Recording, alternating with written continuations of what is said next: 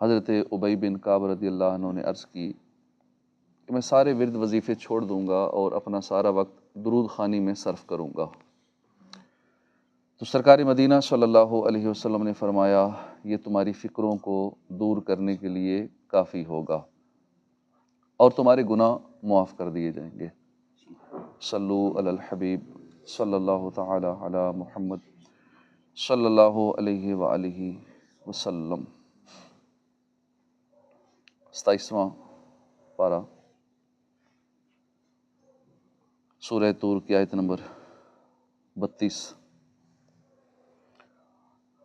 اعوذ باللہ من الشیطان الرجیم، بسم اللہ الرحمن الرحیم۔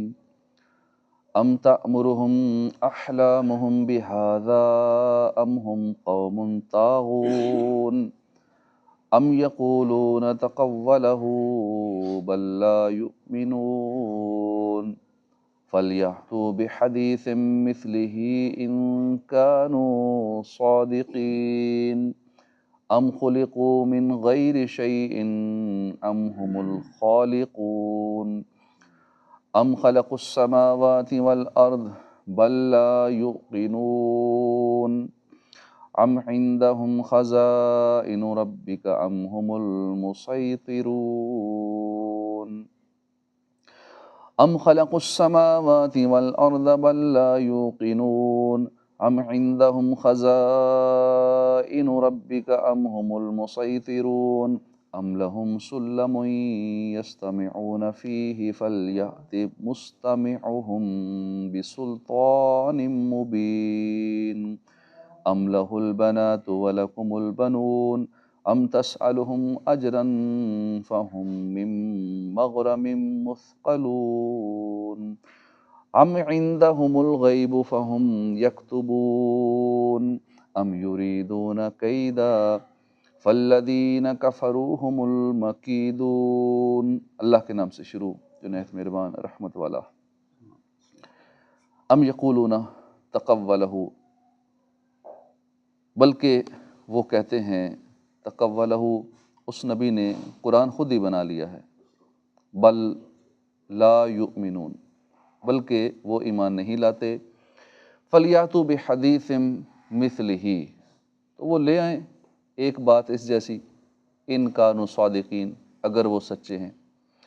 ام خلقوا، کیا انہیں پیدا کر دیا گیا، من غیر شیء، کسی چیز کے بغیر، ام هم الخالقون، یا وہ خود کو پیدا کرنے والے ہیں، ام خلقوا السماوات والارض، یا انہوں نے آسمانوں اور زمین کو پیدا کیا، بل لا یوقنون، بلکہ وہ یقین نہیں رکھتے۔ ام عندہم، یا ان کے پاس خزائن ربک، تمہارے رب کے خزانے ہیں، ام هم المسیطرون، یا وہ بڑے حاکم ہیں، ام لہم سلم، یا ان کے پاس کوئی سیڑھی ہے، یستمعون فیہ، وہ سنتے ہیں اس میں چڑھ کر، فلیات مستمعہم بسلطان مبین، اگر ایسا ہے تو چاہیے کہ لائے ان کا سننے والا کوئی روشن دلیل۔ ام لہ البنات ولکم البنون، یا اس اللہ کے لیے بیٹیاں اور تمہارے لیے بیٹے ہیں۔ ام تسألہم، کیا تم مانگتے ہو ان سے، اجرن، کوئی اجرت، فہم من مغرم مثقلون، تو وہ تاوان کے بوجھ سے دبے ہوئے ہیں۔ ام عندہم الغیب، یا ان کے پاس غیب ہے، فہم یکتبون، تو وہ فیصلہ لکھتے ہیں۔ ام یریدون کیدا، یا وہ ارادہ کر رہے ہیں کسی فریب کا، فالذین کفروا، تو وہ لوگ جنہوں نے کفر کیا، ہم المکیدون، وہی اپنے فریب کا شکار ہونے والے ہیں۔ ترجمہ کنز العرفان۔ بلکہ وہ کہتے ہیں کہ اس نبی نے یہ قرآن خود ہی بنا لیا ہے، بلکہ وہ ایمان نہیں لاتے، اگر یہ سچے ہیں تو اس جیسی ایک بات تو لے آئیں۔ اس آیت اور اس کے بعد والی آیت کا خلاصہ یہ ہے کہ کفار یہ کہتے ہیں، کفار مکہ یہ کہتے ہیں کہ تاجدار رسالت صلی اللہ علیہ وسلم نے اپنے دل سے یہ قرآن بنا لیا ہے۔ اللہ تعالیٰ ان کا رد کرتے ہوئے فرما رہا ہے کہ ایسی بات نہیں جیسی یہ گمان کر رہے ہیں، بلکہ حقیقت حال یہ ہے کہ کفار ایمان نہیں لاتے اور ان اعتراضات کا باطل ہونا جاننے کے باوجود دشمنی اور نفس کی خباثت کی وجہ سے ایسے اعتراضات کر رہے ہیں، اللہ تعالیٰ ان پر حجت قائم کرتے ہوئے فرماتا ہے کہ اگر ان کے خیال میں قرآن جیسا کوئی کلام کوئی انسان بنا سکتا ہے اور یہ اپنے دعوے میں سچے ہیں، تو پھر اس جیسی کوئی ایک بات بنا کر لے آئیں جو حسن و خوبی، فصاحت و بلاغت میں اس قرآن کی مثل ہو۔ ام خلقوا من غیر شیء ام هم الخالقون، کیا وہ کسی شے کے بغیر ہی پیدا کر دیے گئے یا وہ خود اپنے خالق ہیں؟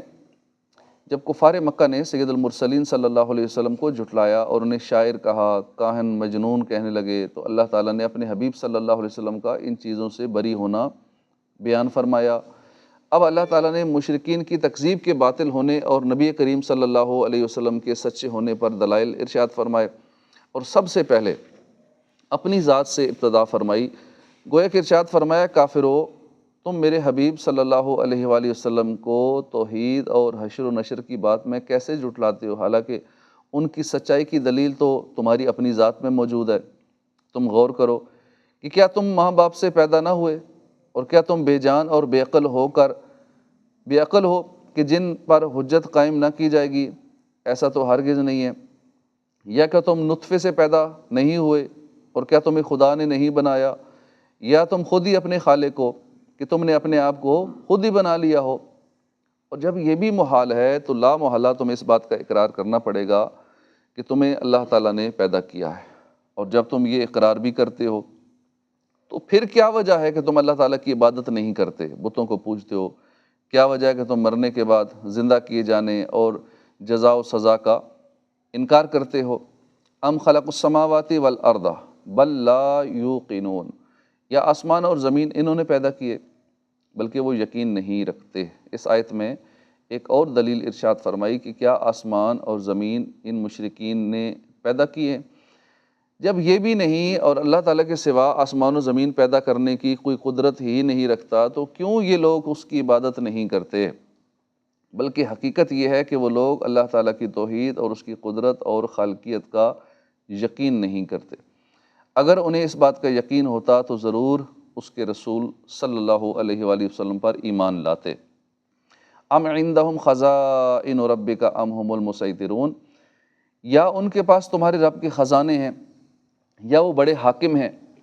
یعنی اے حبیب صلی اللہ تعالیٰ علیہ وآلہ وسلم، کیا اللہ تعالیٰ کی آیتوں کو جھٹلانے والوں کے پاس آپ کے رب کے رزق اور اس کی رحمت وغیرہ کے خزانے ہیں کہ اس وجہ سے انہیں اختیار ہو کہ جہاں چاہیں خرچ کریں، جسے چاہیں نبوت دیں، جسے چاہیں نبوت سے محروم کر دیں؟ یا وہ بڑے حاکم ہیں اور خود مختار ہیں کہ جو چاہے کرے اور کوئی انہیں پوچھنے والا نہ ہو؟ ایسا نہیں ہے، بلکہ کفار کا حال تو یہ ہے کہ اگر بالفرض وہ رب کی رحمتوں کے خزانوں کے مالک ہوتے تو خرچ ہو جانے کے خوف سے کنجوسی کی وجہ سے روک لیتے، جیسا کہ ایک اور مقام پہ فرمایا، قُل لَوْ أَنْتُمْ تَمْلِكُونَ خَزَائِنَ رَحْمَةِ رَبِّي إِذًا لَأَمْسَكْتُمْ خَشْيَةَ الْإِنفَاقِ وَكَانَ الْإِنسَانُ قَتُورًا، تم فرماؤ اگر تم لوگ میرے رب کی رحمت کے خزانوں کے مالک ہوتے تو خرچ ہو جانے کے ڈر سے تم ان خزانوں کو روک رکھتے، اور آدمی بڑا کنجوس ہے۔ ام لہم سلم یستمعون فیہ، یا ان کے پاس کوئی سیڑھی ہے جس میں چڑھ کر وہ سن لیتے ہیں؟ اگر ایسا ہے تو ان کس طرح سننے والے کو کوئی روشن دلیل لانی چاہیے۔ ارشاد فرمایا کہ یا ان مشرکین کے پاس کوئی سیڑھی ہے اور وہ آسمان کی طرف لگی ہوئی ہے جس پر چڑھ کر وہ فرشتوں کی باتیں سن لیتے ہیں، اور انہیں معلوم ہو جاتا ہے کہ کون پہلے ہلاک ہوگا، کس کی فتح ہوگی۔ اگر انہیں اس بات کا دعویٰ ہو تو ان کے اس طرح سننے والے کو کوئی روشن دلیل لانی چاہیے، جیسا کہ نبی اکرم صلی اللہ علیہ وسلم نے اپنی صداقت پر دلیل پیش فرمائی ہے۔ ام لہ البنات ولکم البنون، کیا اللہ کے لیے بیٹیاں اور تمہارے لیے بیٹے ہیں؟ اس آیت میں کفار کی حماقت اور بے وقوفی کا بیان ہے کہ وہ اپنے لیے تو بیٹے پسند کرتے ہیں اور اللہ کی طرف وہ بیٹیوں کی نسبت کرتے ہیں کہ فرشتے اللہ کی بیٹی ہیں، حالانکہ بیٹیوں کو وہ خود اپنے لیے برا جانتے ہیں، جیسا کہ ایک اور مقام پہ ارشاد باری تعالیٰ وَإِذَا بُشِّرَ أَحَدُهُمْ بِمَا ضَرَبَ لِلرَّحْمَنِ مَثَلًا ظَلَّ وَجْهُهُ مُسَوَّدًا وَهُوَ كَظِيمٌ، اور جب ان میں کسی کو اس چیز کی خوشخبری سنائی جائے جس کے ساتھ اس نے رحمان کو متصف کیا ہے تو دن بھر اس کا منہ کالا رہتا ہے اور وہ غم و غصے میں بھرا رہتا ہے۔ جب کسی کی بیٹی پیدا ہوتی تھی اور بیٹی کی اسے خبر ملتی تھی تو وہ سارا دن پریشان رہتا، اس کا منہ سوجا رہتا کہ بیٹی کیوں پیدا ہو گئی ہے۔ ام تسألہم اجرا فہم من مغرم مثقلون، یا تم ان سے کچھ اجرت مانگتے ہو کہ جس سے وہ تاوان کے بوجھ میں دبے ہوئے ہیں۔ کفار نے شریعت کے احکام کو پس پش ڈالا اور اپنی عقل کے مطابق جو انہیں اچھا لگا اس کی پیروی کی، تو اللہ تعالیٰ نے ان سے ارشاد فرمایا کہ تمہیں کس چیز نے شریعت کے احکام پس پش ڈالنے پر اور اس رسول صلی اللہ علیہ وسلم کی پیروی چھوڑ دینے پر ابھارا؟ کیا رسول کریم صلی اللہ علیہ وسلم نے دین کی تعلیم دینے پر تم سے کوئی اجرت مانگی ہے کہ اس کی وجہ سے تم تاوان کے بوجھ میں دبے ہوئے ہو اور اس بوجھ کی وجہ سے اسلام قبول نہیں کرتے؟ جب یہ بھی نہیں ہے کہ تمہیں فری میں تعلیم دی جا رہی ہے، فری میں تمہیں نیکی کی دعوت دی جا رہی ہے، اللہ کے محبوب صلی اللہ علیہ وسلم کوئی تم سے اس کی فیس نہیں لے رہے، اجرت نہیں لے رہے، تو پھر اسلام قبول نہ کرنے کا تمہارے پاس کیا عذر ہے؟ اس سے معلوم ہوا کہ دین کے احکام پر عمل نہ کرنا اور اپنی عقل کے مطابق جو اچھا لگے اسی کی پیروی کرنا کفار کا طریقہ ہے۔ اور انتہائی افسوس کے ساتھ یہ کہنا پڑتا ہے فی زمانہ ہمارے معاشرے میں بھی کچھ ایسے لوگ پائے جاتے ہیں جو اپنے آپ کو مسلمان کہتے ہیں، اپنے مسلمان ہونے کا اعلان کرتے ہیں، خود کو مسلمانوں میں شمار کرتے ہیں، جبکہ ان کا حال یہ ہے کہ دین کے احکام کو عقل کے ترازو پر تولتے ہیں کہ یہ سمجھ میں نہیں آتی، یہ بات تو عقل میں نہیں آتی، یہ کیسے ہو سکتا ہے۔